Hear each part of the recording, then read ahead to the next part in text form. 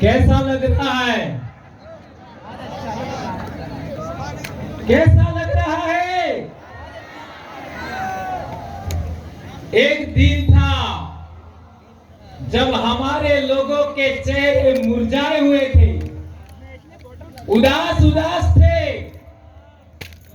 यहाँ गाल में गड्ढे पड़ गए थे। हमारे समाज को चारों तरफ निराशा निराशा, कोई नहीं सुनता था। आज पालवी भीलों ने वो कर्म खड़ा किया है कि सभी लोग आदिवासियों की जय जयकार कर रहे हैं। यह है जय जोहार का नारा। यदि आप भारत देश के मूल मालिक आदिवासियों की संतान है, यदि आप आदिवासियों के इस धरती के मूल मालिक होने के नाते आनुवंशिक वंशज हैं, तो आप लोगों को आज के बाद आदिवासियों के शिक्षा, आदिवासियों के स्वास्थ्य और आदिवासी राज कायम करने के लिए तन मन धन से लग जाना चाहिए। यह बात मैं कहना चाहता हूं दोस्तों। हमें गिराने के लिए कई लोगों ने क्या क्या नहीं कहा। कोई कहता था आदिवासी तो डेट का वजूर नहीं, डेट का तोलो के भील तोलो। ये हमने गलत साबित कर दिया। आज हमने साबित करके दिखाया कि भारत देश का कोई शासक वर्ग बनने का असली हकदार है, भारत का कोई राजा बनने का असली हकदार है तो वो आदिवासी है। बाकी सब छोटे छोटे राजे रजवाड़े खत्म। लोग कहते थे कि आदिवासियों को तो केवल गुटखा खिला के मार देंगे, दारू पिला के मार देंगे। अब देखो ये जवानी, ये दीवानी, ये रवानी आज की तारीख में अपने समाज के इतिहास के लिए, अपनी संस्कृति के लिए, अपने बाप दादाओं के रीति रिवाज गीतों के लिए काम कर रही है। यह अपने आप में बड़ी बात है मेरे दोस्तों। कौन कहता था कि 5 साल का बच्चा भी धोती पहनने को अपने आप में गर्व महसूस करेगा। कल तक हमने देखा बाजारों में पैंट शर्ट और छोटा मोटा क्या कहते थे विवाह में ढंका ड्रेस ऐसा करके लूटते थे। आज देख लीजिए साधारण धोती, साधारण कुर्ता और लड़कियां घाघरा चुन्नी पहन करके अपने आप को गर्व फील कर रही है कि हाँ मैं आदिवासी हूं, हाँ मैं फील हूं और मैं इस देश का मूल मालिक हूं। मेरे बाप दादे महान पूर्वज हुआ करते थे, इस पर गर्व कर रहे हैं। यह अपने आप में बड़ी बात है मेरे दोस्तों। कल तक हमारे बाप दादे कहते थे कि आदो आज ना धनी हमें भील अड़ा देश ना धूल मूल धनी, लेकिन सभी लोग हम लोगों को नीचा समझते थे। हमारे आसपुर के इलाके में देखो, सलूमपुर के इलाके में देखो, हमारे लोगों को घाट पर नहीं बैठने देते थे। कल परसों जोधरी में एक मेरे भाई ने बताया कि हम छोटे थे तब बाल कटाने जाते थे और कोई गैर आदिवासी आ जाता तो आधा बाल काट करके हमको एक तरफ बिठाते थे और वो जो बाहर से आया उसका बाल दाढ़ी करके फिर वापस बिठाते थे। आज किसी माई के लाल की ये ताकत है क्या? कोई हमारे कालजों के सामने ऐसा करके दिखा सकता है क्या? कोई नहीं कर सकता। यह है असली सुरमाओं की ताकत। हमारे देश के अंदर हम लोगों ने देखा कि आदिवासी जिस बात को लेकर के खुश होता है, आदिवासी के चेहरे पर खुशी होने पर कई लोगों के पिछवाड़े में आग लग जाती है। हमारी खुशी रास नहीं आती। हमने तुम्हारे संगठनों में काम किया, हमने तुम्हारे धर्मों में काम किया, हमने तुम्हारी पार्टियों में काम किया, हमको तुम्हारी खुशी पर कभी कुछ नहीं हुआ। और तुम लोगों को हमारी खुशी रास नहीं आ रही है। ये बात हम लोग इसलिए कहना चाहते हैं कि हमारे समाज को कई लोगों ने कम तरह का, लेकिन धरती बीज ने खाए, धरती बीज ने खाए, एक ने एक दाणो कोई न कोई माई नो लाल काढ़ो पाको थाय और अणी धरती माते उभो थाय। और मेरा तो सौभाग्य है, लाखों आदिवासी मुझे मिले, समाज को जोड़ने वाले लाखों बहन बेटियां मिली जिन्होंने हमारे समाज के लिए काम किया। मेनकाट अमोर ने क्या गलत कहा था? मेनकाट अमोर जानते हैं ना, क्या गलत कहा था? हमारी आज भी दादियां जिंदा है, हमारी काकियां आज भी जिंदा है, हमारी भाभियां आज भी जिंदा है, हमारी भाभियां आज भी जिंदा है। ये सभी महिलाएं अपना सुहाग का निशानी किसको मानती है? आज भी आपने कोई मरी जाए तब पानी ना आ रहे जाए हूं उतारा ओ भैया है ये बाटली कहाँ मिलती पीछे ऑफिस में जबला सुडलो चांदीनो क्या सामने बर्फ मारे घेर वाली ने के चांदीनो जबला पेरावजा कोई रोल नहीं है एवं वो होना ना भी पेरावी दो पानी पाई ते कोई काम नो ने है। सी पणती दाण चांदीना जबला पेरावजा चूड़ी पेरावजी या काळजो जायगा ते नडे इस पानी ने आरे उतरे एवं हमत में आवी गयो बाकी तो हीरा सबड़ा भी ने पेरावी दो आसे कोई काम नो नहीं ए माया शादी दाड़े सी जबला पेरावजा इसके अलावा नहीं। और हमारे काटे में जाते हैं लोग तो भी वही जबले पहन के जाते हैं, ये बात हमें याद रखनी है। और हमारी दादियां जिन्होंने शादी किया, दादियां शादी किया उस समय आप बोर पहनती थी, बोर। और मैं कहना चाहूंगा जिन भी बूढ़ी महिलाओं के आज की तारीख में बोर है, आने वाले साल वो बोर पहन के आनी है। क्या आप आओगे? और मैं सभी हमारी बहन बेटियां, मेरी बहुएं, मेरी भाभियां सबसे कहना चाहता हूं, और आपको वर है एक बोर जरूर लिया हो, बराबर पैरी ना हो, ये अपनो पैर है। और जब आप और पहनते थे तो किसी दूसरे की जरूरत नहीं थी। जब पढ़ लिख गए तो हम लोग बोर नहीं पहनने लगे, इसलिए दूसरों का हमने स्वीकार कर दिया, इंग्लिश दबा दी। यही तो मेनका जी ने कहा था, क्या गलत कहा था? और हमारी दादियां एक पारे का, हरे हरे पारों का वो पहनते थे, इन्हों कहते साबकी या सूड़ी ऐसा कुछ कहते थे, वो पहनते थे, वो शादी में पहना जाता था। ये हमारे सुहाग की निशानी है, ये हमारी संस्कृति के लिए जरूरी है। और एक बार जी कुंवर सोरे आनंद के बाद आपने लाड़ी गौर पढ़ने के माडवा में लाड़ी गौर ने कौन मिले? लाड़ी ने कौन मिले? मामा, बराबर है। लाड़ी ने गुजरे जहां माडवा में मेलवानो अधिकार केनो है? मामा नो, बराबर है। अच्छा, वो ने तोरणे कौन पोके? हाहू ते पोके, फिर बुआ, फिर काकी है तो पहले कुंवार की सुरजी। लाड़ी ने जे अड़म लजरी ई ढीलू करे, अणा बात गामनी महिलाएं पसे बुआ, माजे, काकी, बापजे, पसे हाहू मां। तब वोर ने तोरणे पोकવાનો अधिकार केनो है? हाहू नो, बराबर है। और आजकल एक नवो रिवाज आप जो है कि वोर तोरणी आवे तई बना लाड़ी घेर में ही आवे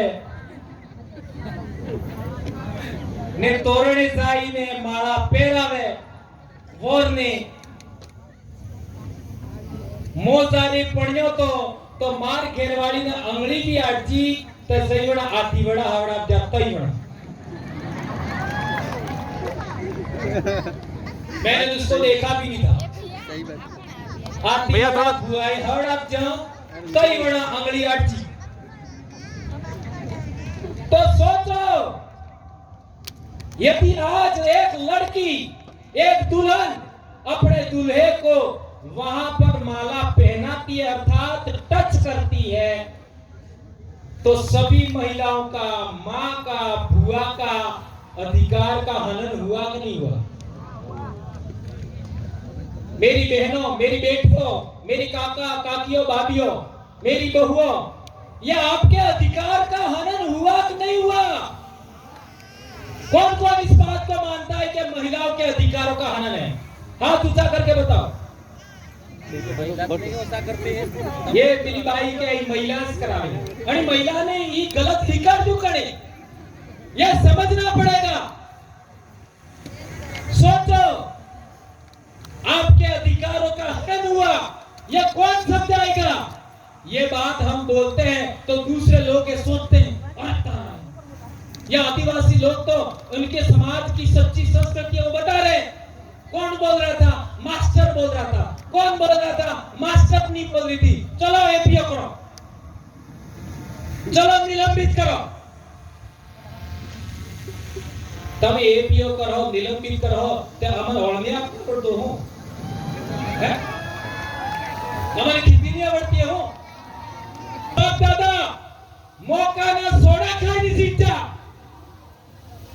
हमारे बाप दादा किने मारी भीख नहीं मांगती किने क्या रोटा खावा नहीं किया किने क्या आत्म फैलावता हमें कालजा मरीजन का हो तुम्हारी नौकरी तकी हमें पैसे ना हो और नौकरी हो तमें अलजिया मने हमारे समाज नो भाग तो हमारे बाप दादा मानगढ़ मत मर जा पांच चितरिया में मर जा लिदुड़ी बटली में मर जा रास्ता पाल में मर जा तारे मन अधिकार मिल जाओ आरक्षण तमें हूं आज कर नालायको ये अधिकार हमारे बाप दादा ने लड़ कर करके मर करके हासिल किया है। तुम क्या समझते हो इस बात को? ये अधिकार आरक्षण का अधिकार हमें हमारे समाज ने दिलाया हमारे वीर भक्तों ने दिलाया संत मावजी महाराज ने दिलाया संत सुरमाल खराड़ी ने दिलाया संत गोविंद गुरु ने भी दिलाया और पालवी भीलों ने दिलाया है हमको। ये बात हमें याद रखनी होगी।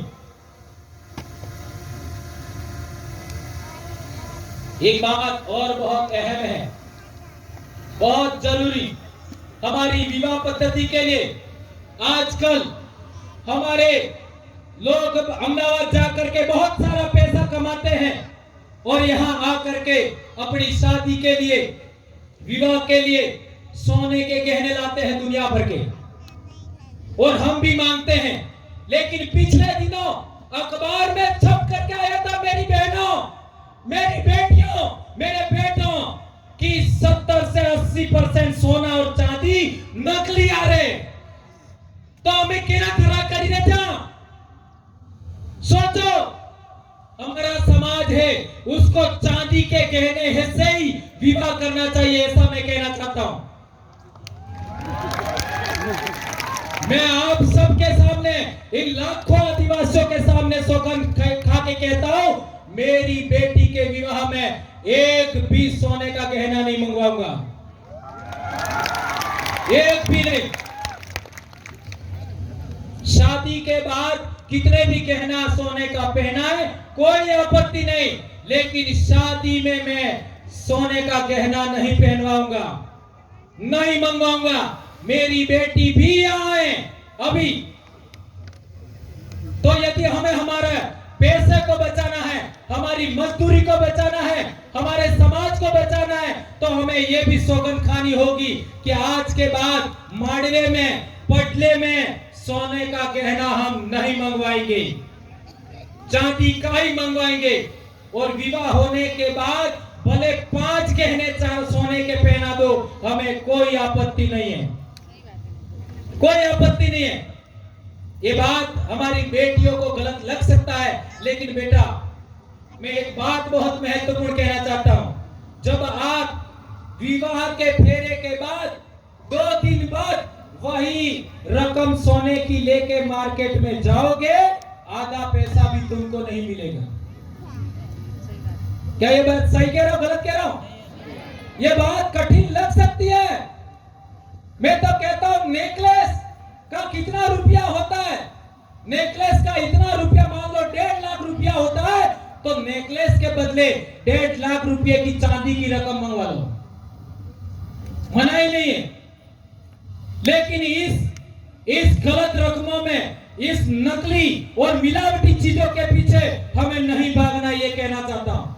मेरे को पिछले साल बोलने में दिक्कत हो रही थी, मैं बीमार हो गया था और बहुत सारा, क्योंकि बोल बोल करके बहुत सारी चीजें, मेरी भी गलत आदतें थी। चाय भी पीता था और बहुत सारी ऊंचा नीचा था मामला, पर अब सारा मैं नहीं बताऊंगा। तो हॉस्पिटल गया मैं चंडीगढ़, तो वहां डॉक्टर ने मेरे को कहा आज के बाद चाय नहीं पीनी है। तो मैंने कहा ठीक है। गेहूं नहीं खाना है, तो मेरा माथा ठनका, यार गेहूं नहीं खाऊंगा तो क्या खाऊंगा। लेकिन डॉक्टर ने बताया पहले जो गेहूं होता था ऐसा गेहूं अब नहीं है। ये पंजाब हरियाणा से जो पेस्टिसाइड, उर्वरक, रासायनिक पदार्थों से जो गेहूं पक करके आता है वह बहुत ज्यादा जहरीला है और हमारे लिए बहुत सारा नुकसानदेह है। अब क्या है कि मेरे सामने दिक्कत हो गई, अब खाऊंगा क्या, पर उन्होंने बताया नहीं। लेकिन हम जैसे जैसे 2-3 दिन गुजर गए तो उन्होंने हमको कोदरे के चावल खिलाए। कोदरा कड़े कड़े ईटा नहीं, ये लड़कियों ने नहीं देते, जानबूझ के आदमी कर कोदरों के चावल खिलाए, कांगड़ी के चावल खिलाए, माल की रोटी खिलाई, बाजरे की रोटी खिलाई। और आज मेरे में इतनी ताकत है कि प्रतापगढ़ से भी बोल करके आया हूं, पूरी भरी बारिश में बेड़ेश्वर तक बहुत भयंकर बारिश, और यहां करके भी बोल रहा हूं, ये ताकत मेरे में वापस आ गई। और आज की तारीख में हमारे बच्चे प्रार्थना में नीचे बैठ जाते हैं। इतना हमारा नुकसान हो गया।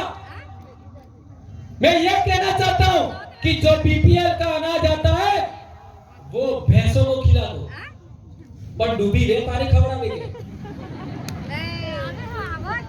गाय भैंस को खिला दो, आपको नहीं खाना है। मक्का खाइए, ज्वार खाइए, बाजरा खाइए, माल खाइए, कोदरा खाइए।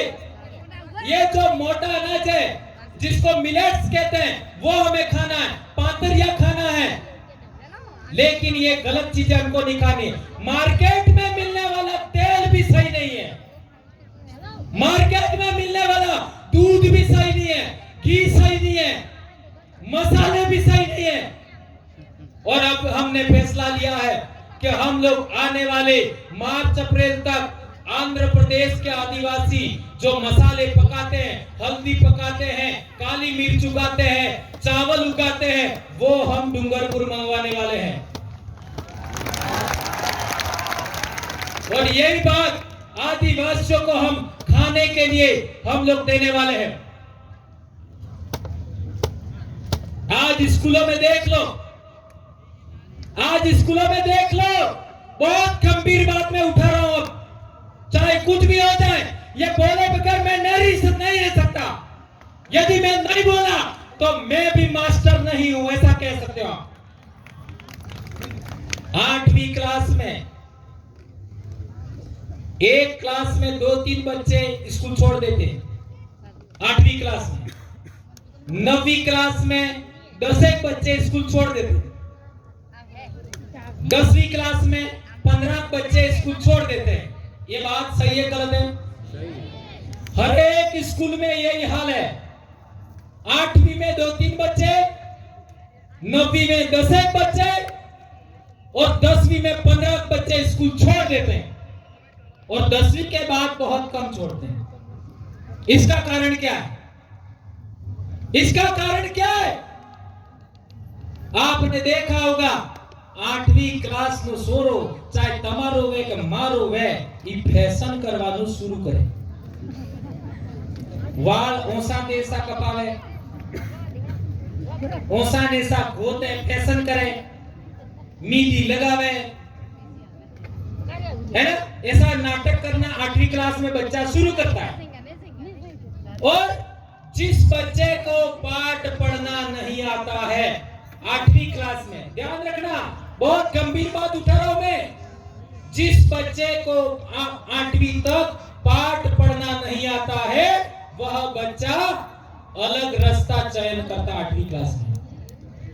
और जिस बच्चे को पाठ पढ़ना आता है, माँ बाप ध्यान देते हैं, काका बाबा ध्यान देते हैं, टीचर ध्यान देते हैं, उस बच्चे का ध्यान अलग रास्ते की ओर मुड़ता है. 8वीं क्लास में 2 रास्ते स्टार्ट होते हैं. एक रास्ता मौज मस्ती का, एक रास्ता पढ़ाई का. जिन बच्चों को पाठ पढ़ना नहीं आता है वो अपने आप को गिल्टी महसूस करते हैं, शर्म महसूस करते हैं, वो मौज मस्ती की ओर मुड़ जाते हैं. और मौज मस्ती की ओर मुड़ने वाले बच्चे व्रत उपवास में फंस जाते हैं, इसके बाद नशे में फंस जाते हैं, इसके बाद बाइक राइडिंग में फंस जाते हैं, इसके बाद और बहुत सारा आप सब जानते हैं. और वो बच्चे क्या करते हैं आगे जाकर के? बाइक राइडिंग करने के लिए, मोटरसाइकिल 1.5 लाख की लाने के लिए, चलाने के लिए पेट्रोल भी तो चाहिए, कहां से लाएगा? फोन चलाने के लिए रिचार्ज भी करना पड़ेगा, कहां से लाएगा? इसकी वजह से हमारे इलाके में बहुत सारी घटनाएं घट रही, ये बात ध्यान रखनी है. इसलिए मैं कहना चाहता हूं कि जो बच्चा 18 साल से कम उम्र का है, आप यदि माता पिता है, उसको किसी भी सूरत में मोटरसाइकिल नहीं देनी है. नंबर 1, किसी भी सूरत में 18 साल से कम का बच्चा है उसको फोन नहीं देना है. मेरा बच्चा भी अभी 12वीं पास हो गया, मैंने फोन नहीं दिया. आप अपने अपने घर में देख लीजिए, ये बात ध्यान रखनी होगी. यदि हम लोग इसका ध्यान रखेंगे तो हमारे बहुत सारे बच्चों का आत्महत्या रुक जाएगा, बहुत सारे बच्चों का एक्सीडेंट रुक जाएगा, बहुत सारे बच्चों का असमय कुछ गलत होने से, जेल जाने से बच जाएंगे. ये बात मैं आप लोगों के बीच में कहना चाहता हूं. दोस्तों, आप लोगों ने बहुत सारी बातें सुनी, इन बातों का आप लोग आने वाले समय में इंप्लीमेंट करना और हमारे समाज को जन जागरण करने में इसी से मदद करना. और एक गंभीर बात अंत में कहना चाहता हूं कि हम लोगों को आज के बाद में अपनी विवाह पद्धति के लिए, अपना ये जो ड्रेस है उसको बचाने के लिए और बहुत सारी बातें हैं, उनके लिए आप काम करेंगे. हाँ, एक और बात, आसाम से जो डांस टीम है वो लगभग डूंगरपुर अभी पहुंच चुकी है. जो ठेठ आसाम से आई है, बिहू नृत्य वाली लड़कियां, वो भी आदिवासी बेटियां हैं. अटलो टाइम खर्च था ही क्यों, तो थोड़ा और राजकुमार जी भी अभी आने वाले हैं, तो इसका थोड़ा सा आप लोग थोड़ा सा ख्याल रखिए. और जहां तक बात है, मैं जो कह रहा था कि हमारे समाज के अंदर पढ़ाई सबसे पहले ध्यान देना है. एक रोटी कम मिले चलेगा, सभी बच्चों को स्कूल भेजेंगे. और एक बात, मैं सबको हाथ ऊंचा करके सौगंध खिलाऊंगा. आज बात, हाथ ऊंचा करके, जो हाथ ऊंचा करो दो. हाँ, सबको दो हाथ. मैं भवरलाल परमार एम कहूंगा तो तमे तमार नाम बोलू. मैं भवरलाल परमार, जरणी मताई, अंगास, सांद्रा सूर्या, पावन पाणी पवन, वादळ वीजळी, पूर्वज, ओळमताई, बाप दादा, अणनो होगन खाई, वसन लियो, आज बात जुलाई, अगस्त, सितंबर, अक्टूबर, इन 4 महीनों में सभी बच्चों को विद्यालय समय में स्कूल भेजेंगे। किसी भी व्रत उपवास में फंसा करके, कर्मकांड में फंसा करके बच्चों की शिक्षा नहीं बिगाड़ूंगा। मेरे बच्चों को मेरे पूर्वजों के समान शरीर को मजबूत बनाने के लिए मेरे पूर्वज जो खेतीबाड़ी, पशुपालन करते हुए पौष्टिक ऑर्गेनिक भोजन खाते थे, उसको वापस पैदा करके मेरे बच्चों को खिलाऊंगा। बाजार का दूध नहीं पिएंगे, बाजार की सब्जी कम से कम वापरेंगे, बाजार का तेल कम से कम वापरेंगे,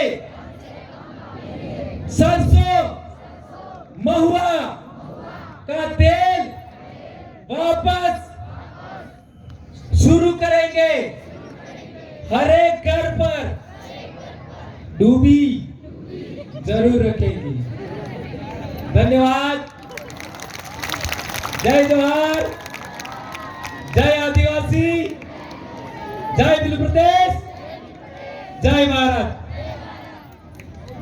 राजकुमार जी को सुन के जाएं और थोड़ा सा और पेशेंस रखिए, बहुत कुछ हो गया। और यदि आप लोगों को 1 मिनट के लिए कोई सवाल मेरे से जो मैंने बताया उसमें से कोई पूछना है तो आप पूछ सकते हैं। एक मिनट।